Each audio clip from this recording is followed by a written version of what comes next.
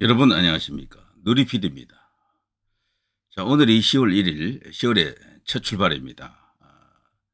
좋은 한 달 되시기 바라고요. 근데 어제 9월의 마지막 날, 9월 30일에 정말 기이한 일, 이해가 안 되는, 납득이 안 되는 일이 터졌습니다. 바로 이건데요. 한동훈 대표가 윤 대통령이 참석하는 어떤 행사에 같이 이렇게 이제 한 자리에 이제 이렇게 만나는 것으로 예고되고 있었는데 돌연 이 행사 시작 30분 전에 불참을 통보했습니다. 한국경제 이제 신문이죠. 60주년 기념식인데요. 주요 언론사 이제 기념식에는 대통령이나 이런 유력 정치인들이 다 가죠. 이것은 아주 이례적인 일입니다. 대통령이 오는 행사에 여당 대표가 다른 일 때문에 자리를 이제 비웠다라는 것도 심상치 않은 거고요. 다른 긴급한 일정이 있어서 불참했다라고 합니다만, 과연 그 정도로 긴박한 일정이었을까? 그래서 이걸 갖고요, 지금 이런저런 이야기가 많이 이제 지금 터질 것 같습니다. 벌써 인터넷 커뮤니티는 이 이야기로 지금 또 불이 붙었어요. 윤 대통령도 간 행사였었는데 돌연 한동훈 대표가 취소해버린 거죠. 이렇게 되면은. 그 나름의 사정은 있을 것으로 봅니다. 저도 보지만 이거 간단치 않다. 원래는요, 오후 5시 한국경제의 창간 기념식에 참석할 예정이었는데 요 다른 언론사에서는 또 20분 전에 돌연 일정을 취소했다 이렇게 나와 있습니다.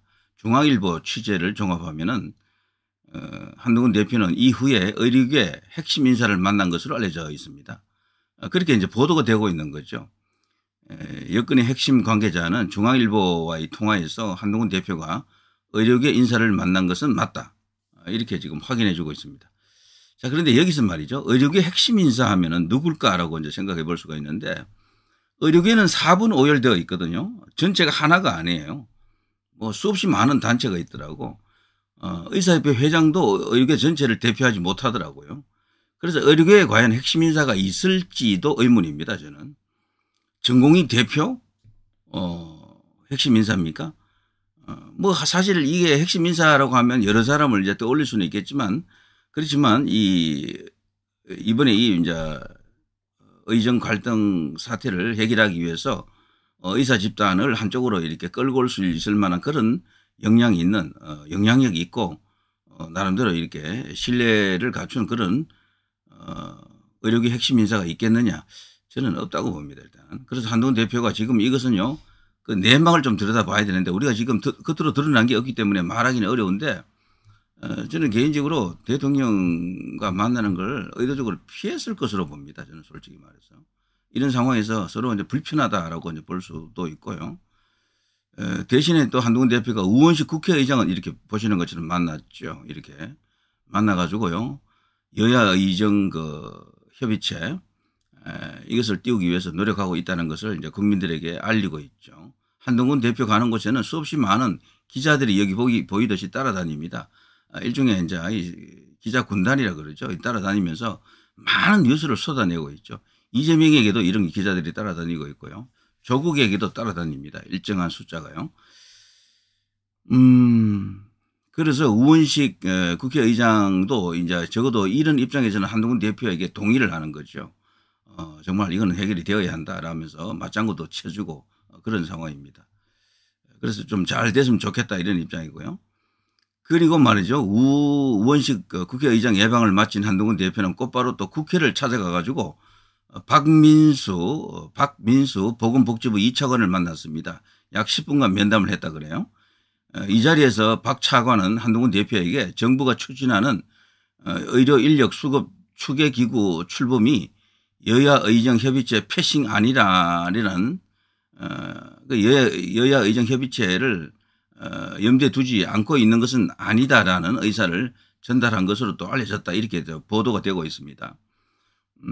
박 차관은 한동훈 대표와의 면담에서 인력 수급 추계위원회가 대통령 직속 의료개혁 특별위원회 산하에서 운영되지만 여야 의정협의체를 보완하는 위원회일 수도 있다. 실무적으로 협의체를 도울 수 있는 부분이 있다. 이게 굉장히 중요한 건데요. 한동훈 대표가 어쨌거나 지금 중재자를 자처하면서 여야 의정을 띄우기 위해서 지금 백방으로 뛰고 있잖아요. 그런데 정부에서 지금 특히 대통령실에서 중심이 되어 가지고 새로운 또 뭔가 위원회 하나를 띄우는 겁니다. 인력수급 추계위원회라는 것을 또 띄우고 여기서 뭔가를 또 일을 하려고 하는 거죠. 그러면 한동훈 대표의 여야 의정 이거 관련해 가지고도 벌써 충돌이 되잖아요. 이런 문제가 또 있는 겁니다.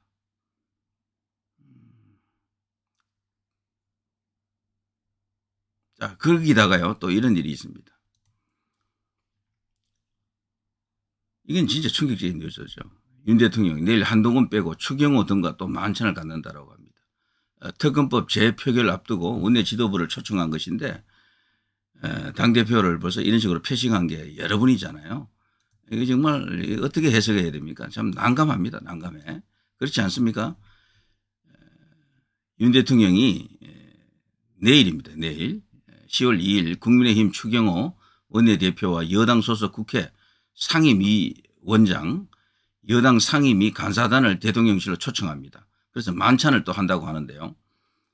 한동훈 대표와 지난달 24일 만찬 직전 독대 여부를 둘러싸고 충돌해 빈손 맹탕 회동 비판이 나오는 마당에 또 이런 일이 재현되었다.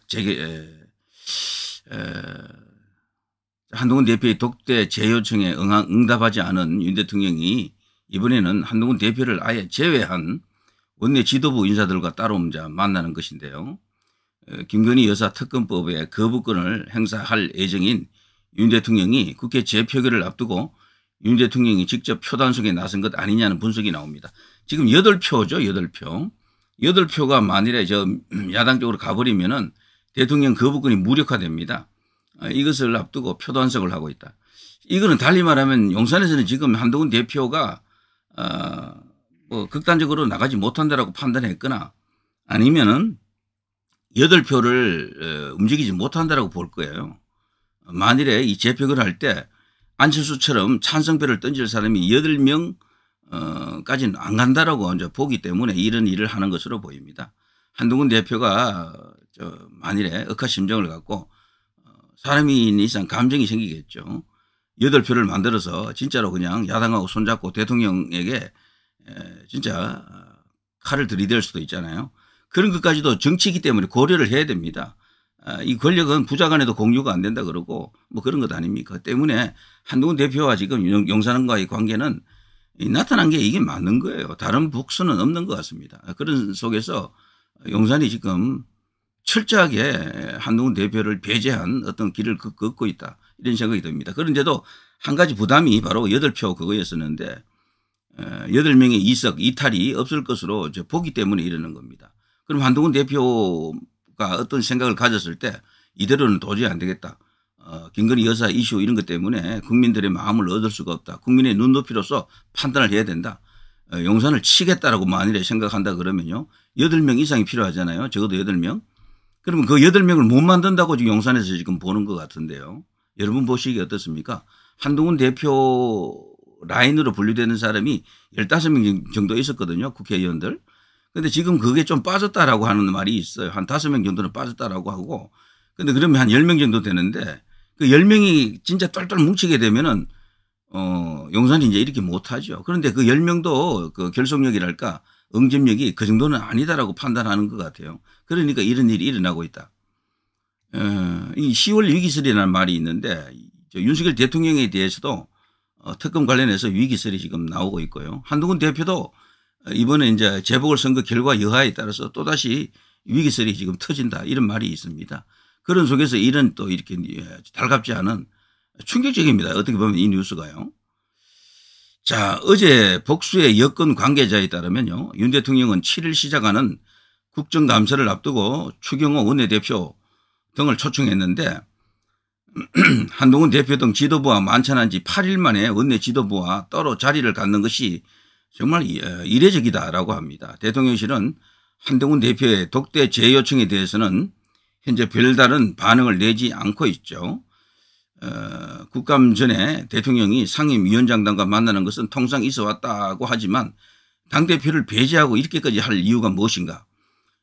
유난 갈등 재표결 시점 등을 고려하면은 하필 왜 이 시점에 이런 이상한 일을 하고 있는가. 왜 한동훈 대표를 배제하는가 이런 의문을 지금 가질 수밖에 없습니다. 자, 아무튼요, 윤 대통령이 한동훈 대표와 친한동훈계 지도부에 대한 불만을 노골적으로 드러내는 것 아니냐는 그런 해석을 할 수가 있겠죠. 심지어 전략기획부총장 친한계 대표적 인사 중에 한 명이죠. 이분이 유튜브에서 이런 말을 했습니다. 추경호 원내대표를 비판하자 추경호 원내대표 측이 해당 행위라고 반발하는 등 친한 지도부와 친윤 중심의 원내 지도부 간에 신경전이 지금 노골적으로 지금 터지고 있다. 지금 이렇게 지금 말들 하고 있습니다. 자, 이런 속에서도요, 용산은 또 별도로 여야 의정과는 별도로 한동훈 대표가 지금 중재를 쓰려고 하는 그 여야 의정과는 별도로 새로운 또 기구를 띄운다 그러죠. 그러니까 용산이 주축이 되고 정부가 주축이 된 어떤 협의기구 비슷한 걸 또 띄우겠다라고 합니다. 그거는 정말 납득하기 어렵잖아요. 여야 의정 이것을 성공시키는 쪽으로 가는 게 합리적일 것 같은데 용산은 어쨌거나 선택권, 결정권을 갖고 있는 게 용산이죠. 그래서 용산의 입장은 한동훈 대표와는 다르다라는 것을 또 명백히 한 것 같습니다. 정말 큰일 났습니다. 이 사태가 말이죠. 이대로 가게 되면 정말 더 벌어지는 거잖아요. 용산과 국민의힘, 윤석열 대통령과 한동훈 대표 간의 관계가 더 벌어지고 있다. 견제한다는 수준을 이미 넘었습니다. 제가 볼 때는 솔직히 말했어요. 한동훈 대표로서도 정말 어떤 한 그 날짜 혹은 어떤 상황을 설정해 놓고 있을 겁니다. 때가 되면은 뭐 지금까지와는 다른 어떤 행동을 또 할 수도 있을 것 같아요. 철저하게 불신당하고 있다라고 하는 것이 맞겠습니다. 이 모든 것은 이 신뢰의 문제입니다.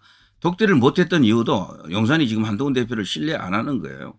만일에 독대를 했는데 나가서 언론 플레이를 또 한다 이렇게 생각하는 거죠. 안 했던 말도 막 할 수도 있다 이렇게 지금 의심하는 것 같더라고요. 그러니까 함부로 못 만난다라는 거죠. 그래서 만나려고 하면 추경호를 옆에 끼우고 만나겠다. 3자 회동을 하자 그랬는데 그건 또 한동훈 대표가 또 거부했죠. 1대1로 만나야 이제 이 속에 있는 이야기를 진솔하게 다 할 수 있다. 이게 한동훈 대표의 입장이고 용산은 그렇게 만났을 경우에 후폭풍이 일어난다. 분명히 이 독대를 했을 때는 그 비밀을 죽을 때까지 가져가야 된다는 말이 있는데 그걸 믿지 않는 거죠. 그렇다 보니까 독대는 이제 불가능합니다. 제가 볼 때. 자, 큰일 났습니다. 자, 누리 PD 김준혜였습니다.